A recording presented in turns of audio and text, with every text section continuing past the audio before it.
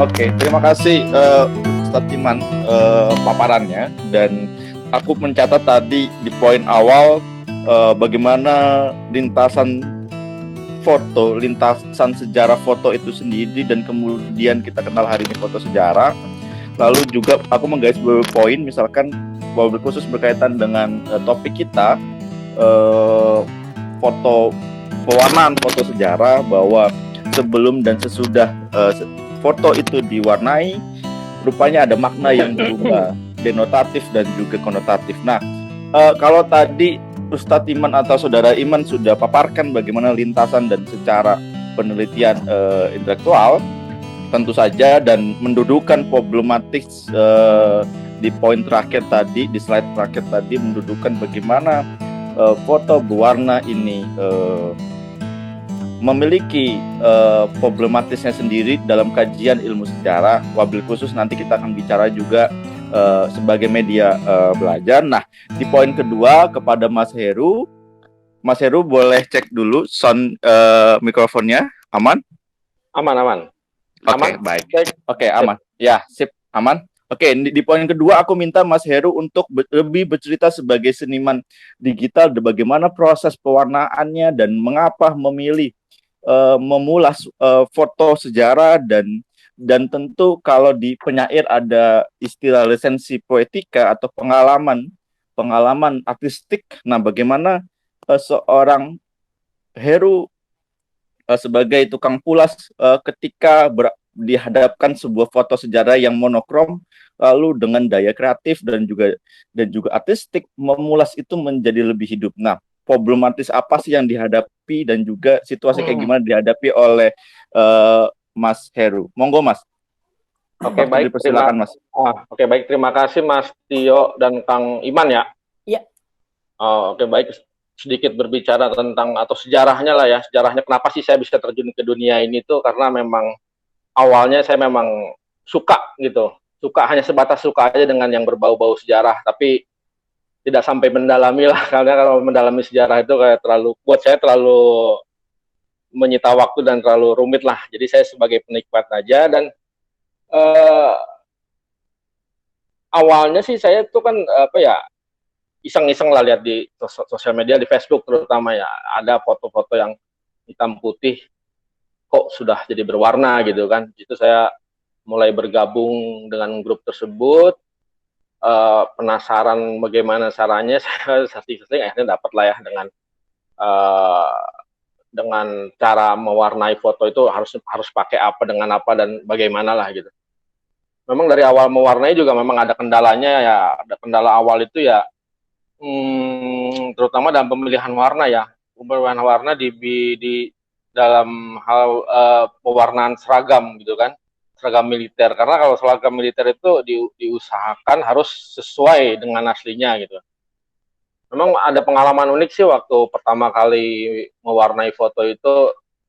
Saya memang belum punya referensi, tapi saya pernah melihat di beberapa film-film perang, film Indonesia zaman dulu itu seperti apa gitu. Akhirnya saya tuangkan ke dalam foto tersebut.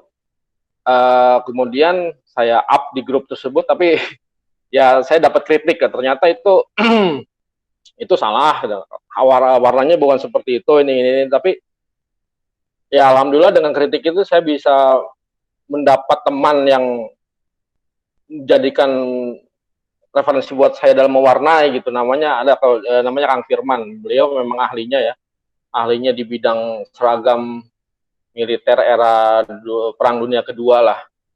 Jadi di situ saya mulai dekat dengan beliau. Setiap ada kendala dalam mewarnai, saya pasti bertanya dulu dengan beliau gitu. Dan akhirnya pun saya dikasih websitenya tentang website tentang pasukan Belanda yang pernah bertugas di Indonesia itu di mana aja, dan seragamnya tuh apa aja, warnanya, terus emblemnya, baret, semuanya tuh ada lengkap di situ. Jadi ya terkadang sekalipun saya melihat sebelum mewarnai, saya melihat dulu di website tersebut. Tapi kan kadang kendalanya itu apa ya? Kualitas foto-foto di dalam di kita itu memang kurang apa ya? Kadang ada yang kualitasnya bagus, ada yang kualitasnya ya kurang bagus juga gitu kan. Nah, itulah kendalanya di situ. Jadi setiap mewarnai foto yang kendalanya yang kualitasnya kurang bagus tuh, itulah yang mungkin bikin saya juga kesulitan lah gitu. Kesulitan, kadang Kang Firman pun yang si teman saya itu kalau saya kasih ini Kang apa gitu kan, warna ini, waduh kurang jelas kan katanya fotonya, ya udahlah. Jadi untuk saat ini saya usahakan kalau mau warnai foto itu ya dengan foto yang kualitasnya yang sangat-sangat bagus lah, biar biar biar enak aja mewarnainya itu. Karena titik kepuasan seorang pewarna foto itu ya ada di kualitas foto hitam putihnya tersebut gitu.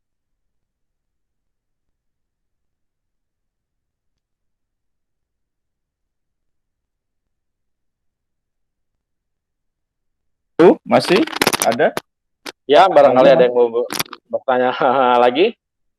Oke, berarti cukup itu dulu ya, nanti biar sesi diskusinya lebih lanjut ya, Mas. Oke, menarik.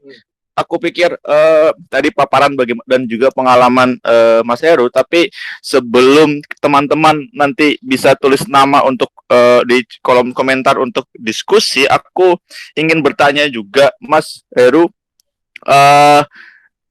kendala selain detail ya, Mas. Tadi Mas singgung soal detail, bagaimana warna dan harus sesuai dengan akurat dengan konteksnya sejarah itu juga. Nah, aku ingin bertanya sambil menunggu yang lain menanggapi atau juga mengajukan pertanyaan, kendala-kendala apa yang karena gini, maksudku ketika seorang seniman digital sudah memulas, tentu dia kan punya hak otonomi terhadap karyanya gitu ya. Maksudku artinya tidak ada hal menarik bawelan itu seringkali dari siapa? Dari sesama seniman atau dari kalangan sejarawan juga yang merasa nggak begitu, atau seperti apa, Mas?